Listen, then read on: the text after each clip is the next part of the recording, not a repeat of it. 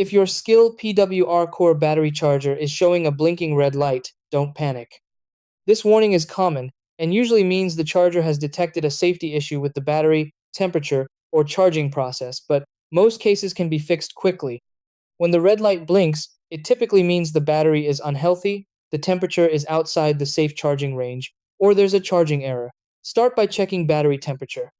If the battery is hot from recent use or very cold from storage, let it sit at room temperature for a while before charging again. Next, inspect and clean the contacts on both the battery and charger.